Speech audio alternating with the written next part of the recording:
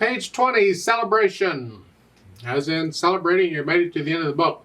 This is actually a lot of fun to play. This piece kind of goes around and it's got some syncopation in it, and it's just a fun piece. I like it very much. 4/4 time, eighth notes all over the place. 1 and 2 and 3 and 4 and. I'm going to kind of take both hands at the same time because it's usually one hand or the other playing. At the beginning, your left hand is starting way down here on C and G. If you look at the left hand across, you just kind of go in here. 5 and 1 on each one. Okay. The right hand is on E and B. Again, 5 and 1. If you look at it going across, using the same finger, just moving around. So it's here or here. Then we just do this eighth rhythm thing. 1 and 2 and 3 and 4 and.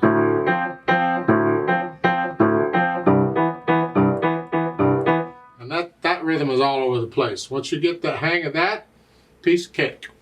Second line, first measure, broken chord, and it's the same notes. And the left hand comes up and does a C chord. That's all. Leave your right hand where it is. You're going to need it there. So it's, and then come back down. Third line down, second measure, we got all these broken chords, but they make sense. So just look at them. It's here. So you've been in this position. Then up here. Then bring the right hand up, because now you're up here. You're in this position. Fourth finger on that F because you need the little finger for the E. Again, fourth finger because you need little finger. Now you can use little finger because you're not going down anymore. Now it's going to be a 3-1. Now you're in this position. So you went here. So the fourth line down is here.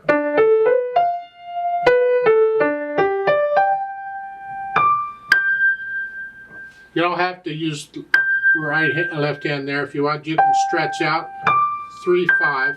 That's it. That's fine. That way, but it's up to you. It's showier to do that. Ta-da! Yeah, that's fine. Then going on here, left hand.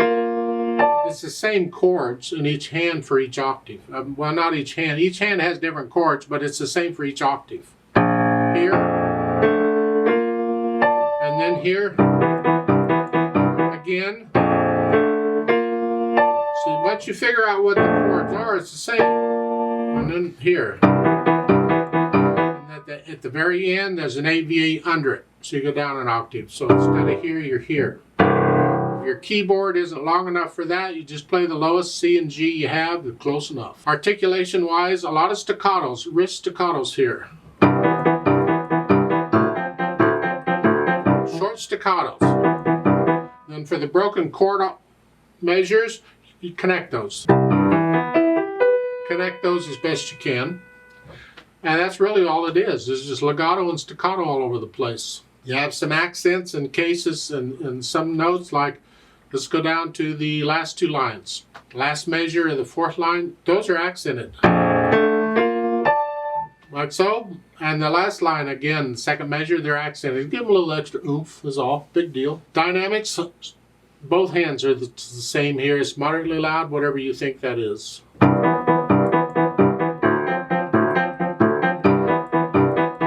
The third measure, the third line, you're loud. Come down a little moderately loud. Now down a little more moderately soft. You go back up to loud here. And then moderately loud. See what they could have done there, instead of giving you a different dynamic in each measure, they could have put in a decrescendo from loud to soft, whatever, and let you figure it out. But it was nice of them to do this. So this is just another way to decrescendo down, one measure at a time. And then going on, we're moderately loud. This is the last two measures of the fourth line. Moderately loud, loud, plus accents. I don't like putting accents on loud notes because that really makes them very loud. So in my opinion, it's just loud. Moderately loud, loud, and stay loud. Because they didn't put moderately loud on, so you're staying loud at the end. I've added some pedal to connect these broken chords. Push the note down, or pedal down. Probably in this one, push the pedal down with the note, because there isn't time to put it down after the note. And lift it up before you play the note in the next measure. So there's a little silence. So in the second line where the pedal comes in, I'll push the note down. I'll push the pedal down with the note. And I'm going to lift the pedal with the hand so there's silence before I go on. In other words, I'm not going to connect it to the staccato. Now in the third line, you're going to overlap those. You're going to connect them. So I'm going to push the pedal down. I can push it down with the note at the beginning of the first one. That's the second measure. Or I can push it down just after. Lift up, and then push it down, or change the pedal after you play the first note in each measure. This is overlapping pedal here. So again, second measure.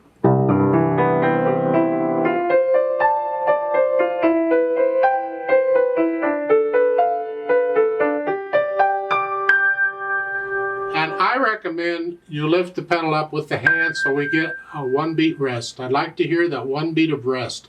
The way they're pedaling it, they would cover that up. So I would prefer the pedal come up on beat 4. 4 with the hand. And then at the end, and on these, at the end here, these accented notes, push the pedal down with the notes. Lift it up before you go to the next measure. So again.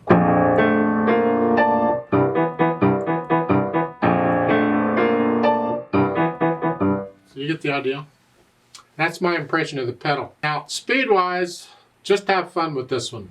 Don't play it as fast as you can, assuming you can play it pretty fast. It's about the speed I've been playing, I think, somewhere in there. Play it faster than that if you want, but these eighth notes got to be even. It's all got to be controlled.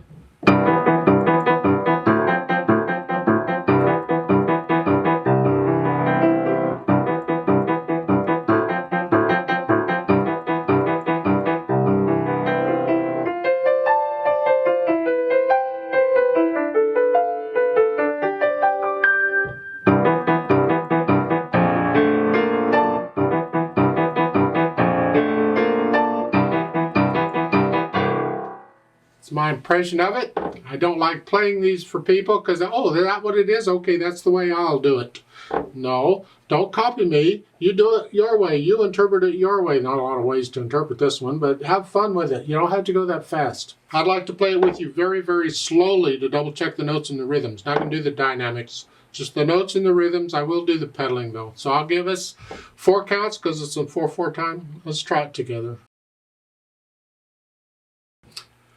1 and 2 and ready and go and 1, 2.